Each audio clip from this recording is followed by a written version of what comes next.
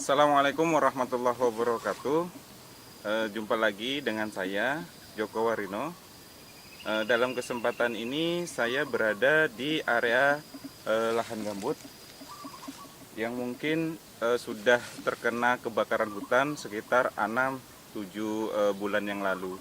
Jadi saya ingin memberikan informasi mengenai lahan gambut yang khususnya yang berada di daerah Riau.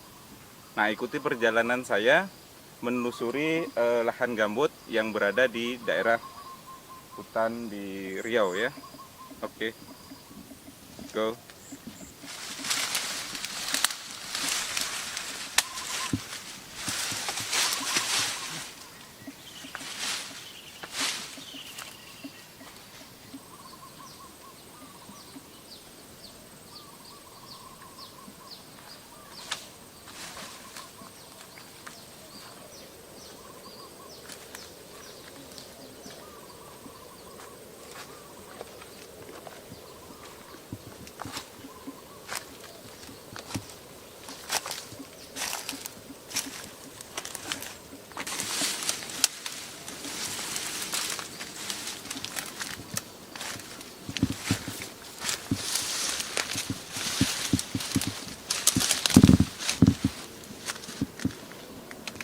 Ini saya akan sedikit memberikan informasi mengenai gambut. Tanah gambut ini merupakan salah satu ekosistem lahan basah ya, yang terjadi akibat akumulasi bahan organik ataupun proses penumpukan bahan organik yang secara terus-menerus berlangsung secara lama. Nah, kenapa bisa membentuk gambut? Karena memang proses dekomposisi itu berjalan lambat dibandingkan dengan proses penumpukan, sehingga dia semakin kesininya semakin menumpuk, maka terbentuklah tanah gambut. Nah, tanah gambut ini berbeda ya dengan tanah-tanah mineral misalkan, karena tanah gambut ini mempunyai ciri misalkan ataupun syarat dinyatakan tanah gambut apabila kedalaman serasanya itu mencapai 50 cm kurang lebih ya, sedangkan C organiknya itu 18%. Nah, kita akan lihat tanah gambut itu seperti apa. Nah, ini tanah gambut sebenarnya bekas kebakaran ya, jadi memang sudah serasanya itu sudah berkurang dibandingkan dengan yang tanah gambut yang tanpa kebakaran. Nah, ini serasa. Nah, ini tanah gambut. Kita lihat sini.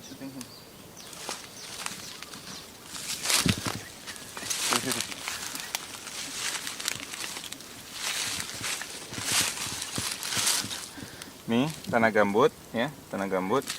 Perlu diketahui bahwa tanah gambut ini memiliki beberapa jenis ya. Yang pertama itu adalah jenis yang sudah matang. Yang sudah matang ini kalau kita remas seperti ini ya, dia tingkat seratnya itu kurang lebih 15%. Nah, yang kedua itu setengah matang. Kalau setengah matang itu kisaran 15 sampai 75%. Tapi kalau yang mentah ya, yang mentah itu lebih dari 75%. Nah, yang ini termasuk kalau saya lihat termasuk yang sudah matang. Ini sudah matang sebenarnya. Ini sudah matang ya. Karena memang seratnya itu sudah tidak bisa dibedakan lagi dengan yang tanahnya ini. Nih, Tapi memang kalau yang di atas permukaan ini masih banyak serasa-serasanya. Nah, yang di area sini ini sudah terjadi kemarin kebakaran hutan, jadi memang serasanya itu hilang. Nah, sekarang tinggal abu, jadi memang sudah habis tingkat serasanya.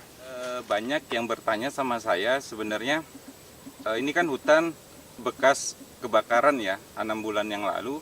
Apakah hasil dari pembakaran ataupun lahan yang telah terbakar itu bagus untuk lahan pertanian atau tidak? Dan banyak yang bertanya seperti itu. Nah, kalau kita tinjau dari unsur hara, tentunya unsur haranya itu sudah hilang akibat proses pembakaran, ketersediaan bahan organiknya juga sudah hilang, kemudian yang tersisa itu abu.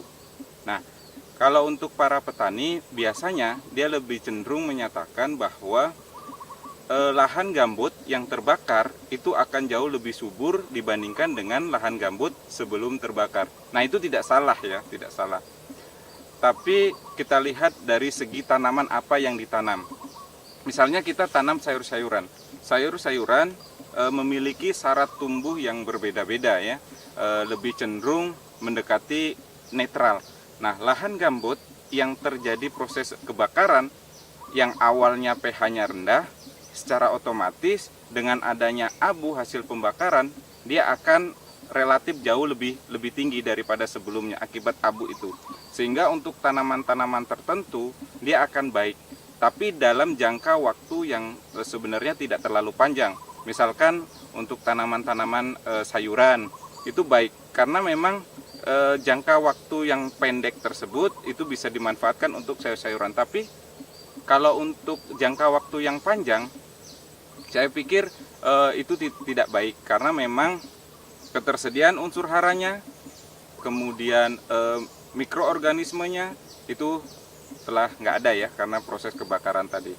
Kalau untuk tanaman-tanaman yang tahunan itu yang perlu dilakukan yaitu menambahkan lagi bahan organik, menambahkan lagi unsur haranya yang paling penting. Karena ketersediaan unsur hara di dalam tanah itu terganggu. Nah, itu sebenarnya yang menjadi permasalahannya. Pertanyaan yang kedua yang sering juga ditanyakan sama saya, apakah semua jenis gambut itu bisa ditanam tanaman? Ya, bisa-bisa aja sih sebenarnya. Tapi kita juga harus lihat jenis gambutnya itu sendiri.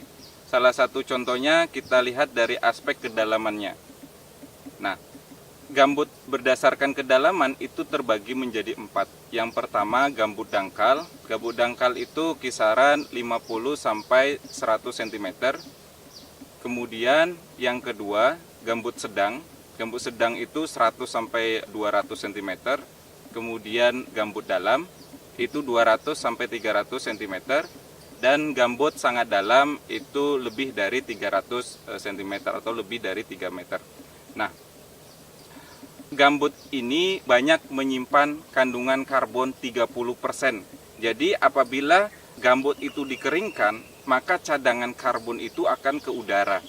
Jadi itulah yang menyebabkan gas rumah kaca, penipisan lapisan ozon, sehingga tidak disarankan bagi petani ataupun perusahaan mengolah gambut yang tingkat kedalamannya lebih dari 3 meter. Makanya itu tidak dianjurkan, bahkan dilarang. Jadi saran saya pribadi, olahlah gambut untuk tanaman kisaran 50 cm sampai 3 meter, tidak lebih dari 3 meter. Untuk semua jenis tanaman bisa, tapi yang harus diperhatikan adalah pengolahannya, ya, pengolahannya bagaimana. Jangan merubah kondisi lahan gambut se-ekstrim mungkin untuk suatu tanaman yang tidak sesuai untuk tanaman gambut itu. Nanti kita bicara dengan sistem pertanian berkelanjutan. Nah, ini nyambung ke pertanyaan ketiga.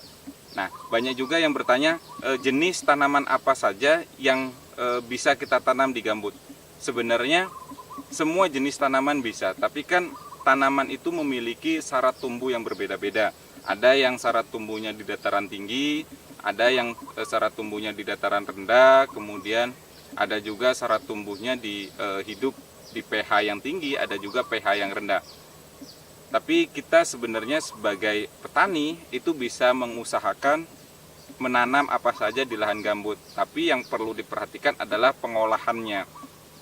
Misalkan tanaman yang mampu hidup di pH 7, kita bisa memberikan perlakuan pengapuran, pembuatan parit, drainase, irigasi untuk mengurangi pH itu. Tapi permasalahannya adalah apakah hasil dari produksi dari tanaman tersebut itu bisa menutupi biaya pengolahan yang kita keluarkan. Itu yang pertama. Sedangkan yang kedua adalah kita sebenarnya harus bisa menerapkan sistem pertanian berkelanjutan. Jadi tidak merusak lingkungan, kemudian tidak tidak merusak ekosistem yang ada, sehingga nanti secara bersinambungan terus berjalan untuk baik itu untuk mikrobanya, baik itu untuk tanamannya, baik itu untuk unsur haranya, itu bisa berjalan dalam jangka waktu yang sangat lama. Jadi saran saya, tanamlah jenis tanaman yang sesuai dengan kondisi tanah tersebut, tanpa harus melakukan perubahan ataupun pengolahan secara ekstrim. Salah satu contohnya di Riau ya, tanah gambut dimanfaatkan di Kabupaten Kampar ya, dimanfaatkan untuk tanaman nanas, contohnya nanas Suskakwalu. Nah, bagi teman-teman yang belum tahu apa itu nanas Suskakwalu, linknya saya letakkan di deskriptif ya, nanti bisa lihat apa itu nanas Suskakwalu. Dan memang pertumbuhannya itu bagus, rasanya juga manis, produksinya tinggi. Nah, oleh karena itu tadi sudah saya sebutkan, kita harus menyesuaikan kondisi itu. Jangan merubah seenaknya jidat lah bahasanya ya, tanpa mementingkan ekosistem yang ada. Nanas itu bisa hidup di pH 4 sampai 5, sehingga kita tidak perlu lagi melakukan pengolahan yang secara berlebihan. Bisa juga menanam tanaman misalkan sawit ya, sawit itu tahan terhadap pH yang rendah, kemudian pH yang tinggi, kebal lah istilahnya. Jadi bisa ditanam di mana saja. Jadi pengolahan juga tidak terlalu ribet. Kemudian ada juga tanaman misalkan HTI, hutan tanaman industri. Biasanya kalau perusahaan-perusahaan kertas ya, itu biasanya menanam HTI itu di daerah-daerah gambut. Ya, demikian video kali ini mengenai gambut ya. Semoga bisa bermanfaat untuk kita semua, bagaimana cara pengolahan gambut yang baik, karakteristik gambut yang bisa kita tanam ataupun tidak. Semoga bisa membantu teman-teman dalam proses budidaya tanaman ataupun juga pengolahan untuk yang lainnya. Sampai jumpa di video selanjutnya. Assalamualaikum warahmatullahi wabarakatuh.